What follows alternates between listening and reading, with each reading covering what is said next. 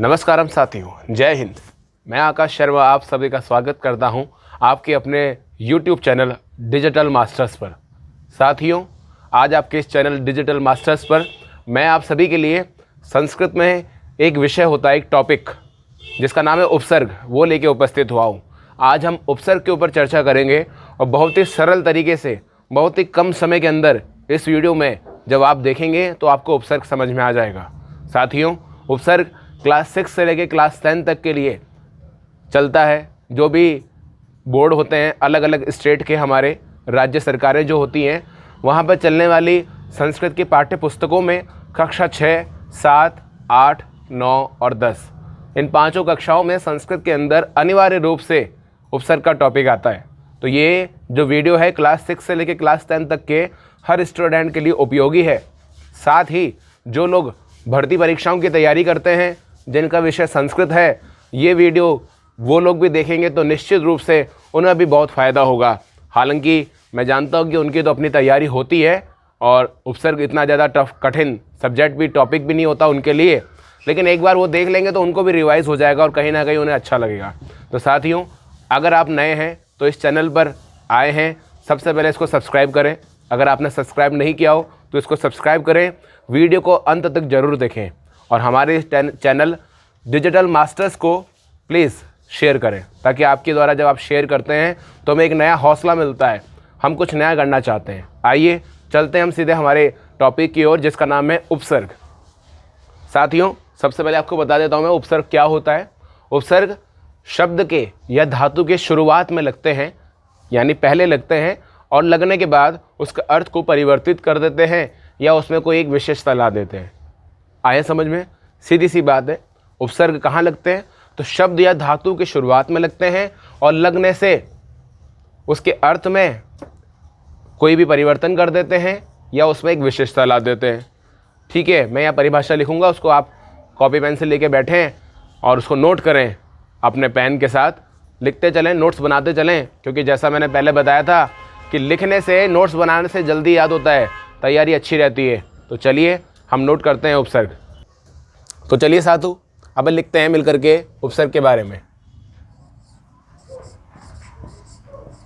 उपसर्ग क्या होता है, सबसे पहले उसके बारे में लिखेंगे।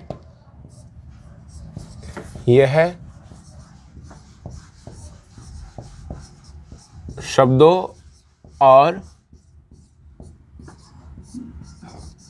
या धातुओं के पहले लगते हैं, के पहले लगकर उसके अर्थ को, उसके अर्थ को परिवर्तित कर देते हैं।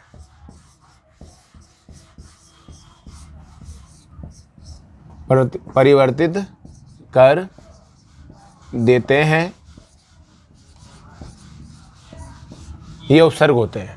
तो उपसर्ग क्या होता है बच्चों? कि लिखा है ये शब्दों और धातुओं के पहले लगकर, शब्दों और धातुओं के पहले लग के या शब्दों या धातुओं के पहले लग करके उसके अर्थ को परिवर्तित कर देते हैं। तो जैसा मैंने कहा कि शब्दों के पहले लगते हैं, तो आप सोच रहे होंगे कि ये उपसर्ग शब्दों के पहले लगेंगे तो ये होते कितने हैं, है ना, या ये होते क्या हैं। तो सबसे पहले हम आपको बता देते हैं कि संस्कृत में उपसर्ग जो होते हैं मूल रूप से 22 होते हैं। जी हाँ, 22 होते हैं उपसर्ग। और वो कौन कौन से होते हैं वो मैं अब लिखने जा रहा हूँ। अच्छे से उसको आप देखें और नोट करें और समझें कि उपसर्ग 22 उपसर्ग कौन कौन से होते हैं। कुल कितने होते हैं? 22 उपसर्ग होते हैं।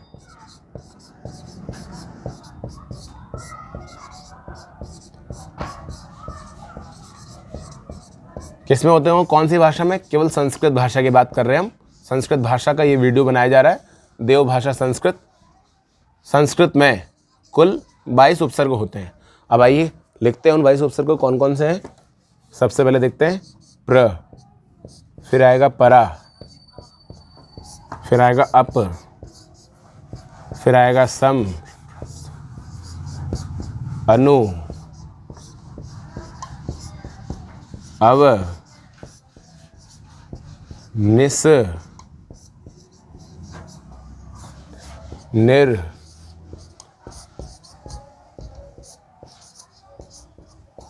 दुस, दूर, वी, आंग, संस्कृत में ऐसे लिखते हैं आंग, आंग उपसर्ग, दुस, दूर, वी, आंग, नी, अधि,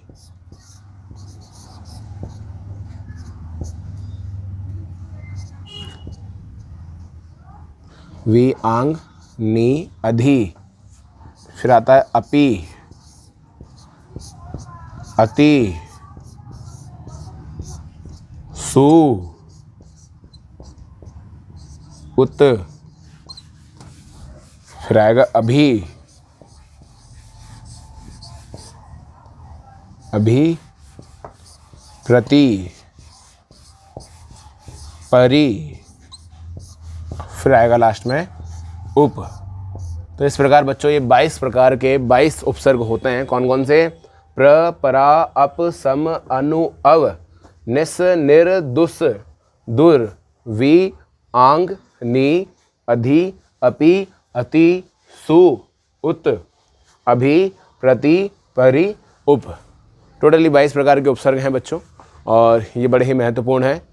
अभी हाल ही की भर्ती परीक्षा में उत्तर प्रदेश में जब कहीं पेपर हुआ था, वहाँ पर टेट के, यूपी टेट के एग्ज़ाम में एक प्रश्न आया था कि 22 उपसर्गों में से अंतिम उपसर्ग कौन सा है। ये प्रश्न दिया था वहाँ पर, और उनको अलग अलग ऑप्शन वहाँ दे दिए गए थे। तो इसका सही उत्तर है उप। उप जो है उपसर्ग, अंतिम उपसर्ग होता है 22 उपसर्ग में। इसका सही आंसर आया था उप। हालांकि आप कहीं और यूट्यूब चैनल पे इधर उधर भी आप सर्च करेंगे, देखेंगे उपसर्ग के बारे में, तो मैं समझता हूँ लगभग आधे से ज़्यादा टीचर्स जब ये 22 उपसर्ग लिखवाएंगे तो ये सीरियल वाइज नहीं लिखवाएंगे, ये आगे पीछे ऊपर नीचे करके लिखवाएंगे। उनको 22 उपसर्ग लिखवाने से मतलब होता है, तो वो इस तरीके से दूसरे वीडियोस में लिखवाते हैं। लेकिन डिजिटल मास्टर्स जो है वो जो भी पढ़ाता है एकदम ऑथेंटिक पढ़ाता है। इसलिए हम आपको संस्कृत में 22 उपसर्ग जो लिख के बता रहे हैं ये सीरियल वाइज हैं। इसलिए मेरी आप सभी से यही गुजारिश है कि जब 22 उपसर्ग को आप याद करें तो इनको सीरियल वाइज याद करें, आगे पीछे ऊपर नीचे करके याद ना करें। अपनी सुविधा के अनुसार जो आपको इजी लग रहा है उसको पहले याद ना करें, जो आपको हार्ड लग रहा है उसको लास्ट में नहीं रखें आप। अगर आप ऐसा करेंगे तो आपका गलत हो जाएगा, जिससे आपको भविष्य में दिक्कत होगी। ये 22 उपसर्ग का सीरियल है, इसको आप याद रखें। मैंने इसके बारे में आपको बोल के बता ही दिया है। अब आइए मैं आपको कुछ इसके उदाहरण जो होते हैं उनके बारे में लिख देता हूँ और बता देता हूँ कि इनके उदाहरण कौन कौन से हैं, ताकि हमें समझ में आ जाए कि उदाहरण क्या होते हैं। ठीक है, अब हम बढ़ेंगे इसके उदाहरण की ओर। ठीक है बच्चों, सबसे पहले हम देखते हैं कि ये देखो हमारे जो उपसर्ग होते हैं वो लगते गए। मैंने आपको बताया धातुओं के पहले लगते हैं। ठीक है, तो सबसे पहले हम प्र के हिसाब से बनाते हैं। एक शब्द आपको दे दिया जाएगा प्रचलनम। इसमें बताइए कि भाई कौन सा उपसर्ग है और क्या इसके अंदर धातु है। तो आपको पहचान कैसे करनी है, जैसे कि मैंने आपको बताया सब धातुओं के चल धातु है। सबसे पहले धातुओं के पहले लगते हैं हमारे उपसर्ग। तो यहाँ धातु कौन सी है? चल। अब इससे पहले शुरुआत में लगते हैं, तो आप शुरुआत में देखेंगे प्र के साथ लिखा हुआ है च। जो बच्चे नहीं समझ पाते हैं, वो धातु के बारे में उनको ज़्यादा पता नहीं होता है, तो शब्दों की शुरुआत में लगते हैं, इस बात का ध्यान रखें। तो आप देखें कि प्र के साथ लिखा हुआ है च, तो ये प्रच हो गया। अब 22 उपसर्ग में कहीं पर प्रच आता है क्या? नहीं आता है। जैसा आप देख पा रहे हैं, आपको नहीं पता है, नहीं आता है इसमें प्रच। तो हम देखेंगे पहला वाला शब्द क्या है? प्र। अब आप देखिए 22 उपसर्ग में पहला वाला शब्द कहीं पर प्र आता है कि उपसर्ग में? जी हाँ, सबसे पहले ही आता है। तो आप समझ जाएंगे कि इसके अंदर कौन सा वाला उपसर्ग है। तो ये प्र उपसर्ग हुआ, और आगे का जो हमारा बचा हुआ हमने आगे लिख दिया ऐसा कैसा चलनम। तो ये बन गया प्रचलनम।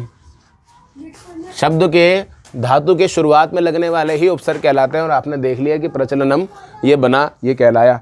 इसके बाद हम आगे चलते हुए देखते हैं दूसरा वाला परा। परा से हमें कोई एक शब्द बनाना है, तो हम बनाते हैं पराजय। अक्सर आपने इसको पढ़ा होगा, पराजय। अब आप देखिए कि इसमें शब्द के शुरुआत में मैंने आपको कहा धातु के शुरुआत में उपसर्ग लगते हैं, तो आप देखेंगे प्र होता है, प नहीं होता है। यहाँ लिखा हुआ है प। 22 में प है कहीं पे? जी नहीं है। प के साथ हमने एक और जोड़ा शब्द, तो क्या बना? परा। अब आप 22 उपसर्ग आपने याद किए होंगे, तो आप काउंट करेंगे उस समय, तो परा कहीं पर आता है क्या? तो आप समझ जाएंगे जी हाँ, नंबर 2 पे परा शब्द आता है। तो परा हमारा क्या बना? उपसर्ग। तो हमने यहाँ लिख दिया परा। हमारे पास क्या बचा था आगे? जय।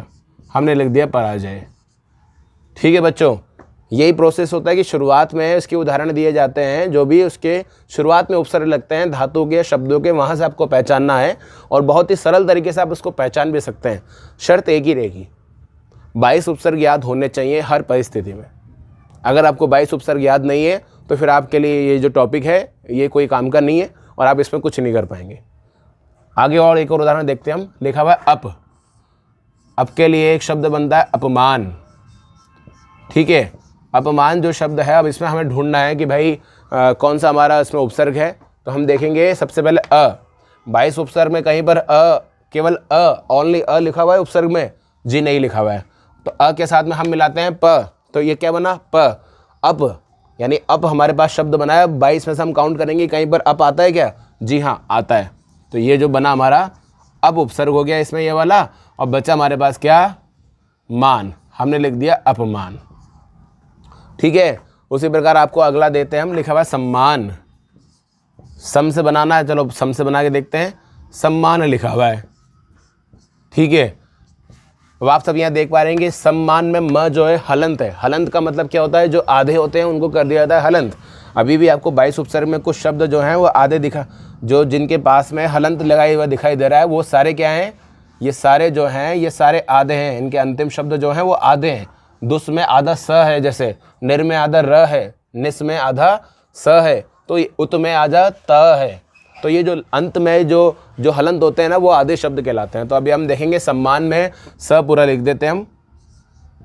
बच्चा हमारे पास क्या?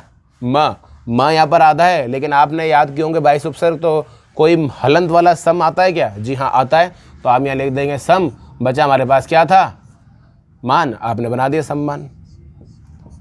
ठीक है, इसी प्रकार आगे चलते रहेंगे हम। तो अनु से बनेगा अनुकरणम। अनुकरण वहाँ पे लिखा दिया जाएगा और उसमें बोलेगा इसमें से आप पहचानिए कौन सा इसमें उपसर्ग आएगा। तो आपको देखना है अनु आएगा उसमें। उसके बाद आगे चलेंगे तो एक और आएगा अवकार लिखा हुआ। अवकार से अब लिखा हुआ है तो अवकार शब्द बन जाएगा। वहाँ पर अवकार आपको दे दिया जाएगा और कहेंगे कि इसमें से पहचानिए कौन सा उपसर्ग है। अगर आपने 22 उपसर्ग को याद किया तो आप पहचान जाएंगे उसमें अवकार है। कहने का तात्पर्य ये है कि ये 22 उपसर्ग हैं, इनके हम 22 के 22 उदाहरण भी लिखें तो भी हमारे सामने कम पड़ेंगे। ये इसके जितने भी उदाहरण हम लिखते चलें कम ही पड़ेंगे। तो 4 तो ये हैं। और आगे मैंने आपको बताई दिया है कि शुरुआत में लगते हैं उपसर्ग, शुरुआत में ही दिया जाता है। जो होता है आपको शुरुआत में पहचानना होता है। तो फिलहाल बस यही था हमारा जो टॉपिक था हमारा आज का उपसर्ग का। क्या हुआ, फिर से एक बार रिवाइज कर लेते हैं। उपसर्ग क्या होते हैं? तो उपसर्ग शब्दों के और धातु के शुरुआत में लगते हैं और उसके लग करके उसके अर्थ को परिवर्तित कर देते हैं या उसमें एक विशेषता ला देते हैं, वो कहलाते हैं हमारे उपसर्ग। संस्कृत में उपसर्ग कितने प्रकार के होते हैं? संस्कृत में उपसर्ग 22 प्रकार के होते हैं। 22 आपको ध्यान होना चाहिए। संस्कृत में उपसर्ग की संख्या 22 है। वो 22 उपसर्ग कौन से होते हैं वो मैंने आपके सामने यहाँ पे लिख दिए हैं। एक बार इनको बोल करके आप प्रैक्टिस करें। अपना प्रोनाउंसिएशन शुद्ध होना चाहिए, तभी आप कुछ अच्छा कर पाएंगे संस्कृत में। संस्कृत जो है आपका, कुछ लोग जो हैं उच्चारण शुद्ध नहीं कर पाते ना, तो उनको भी बड़े बड़े जो स्पीच थेरेपी जब उनकी चलती है तो उनको संस्कृत दिया जाता है कि ये संस्कृत है, इसको बोलने की प्रैक्टिस करो, इसके श्लोकों को पढ़ो, इसको मंत्रों को पढ़ो, इसके गद्यांश को आप पढ़ो। पढ़ने से क्या है कि संस्कृत जो है आपके उच्चारण में शुद्धता ला सकती है। जो लोग स्पष्ट नहीं बोल पाते उनको लोग यही बोलते हैं कि आप संस्कृत पढ़ें। उनको जो उनके थेरेपी करने वाले लोग होते हैं, एक समय पे जाकर के उनको, जब उनका केस ज़्यादा टफ रहता है, जब वो शुद्ध नहीं बोल पाते हैं, अटकते हैं, हड़बड़ाते हैं, तब उनको संस्कृत में ही पढ़ाई जाती है। तो संस्कृत जो है हमारी उच्चारण शुद्धता का भी एक मुख्य बिंदु है। तो हमें जब हम पढ़ें बोलें तो कम से कम शुद्ध हम बोल पाएँ। इसके लिए 22 उपसर्ग है, आप देख लें। लिखा है प्र, परा, अप, सम, अनु, अव, निस, निर, दुस, दुर, वी, आंग। इसका विशेष ध्यान देना, इसको बोलते हैं अपन आंग। ग न से अंग की बिंदी जो है वो नाक से उच्चारण आना चाहिए, तो ये होगा आंग। नी, अधि, अपि, अति, सु, उत।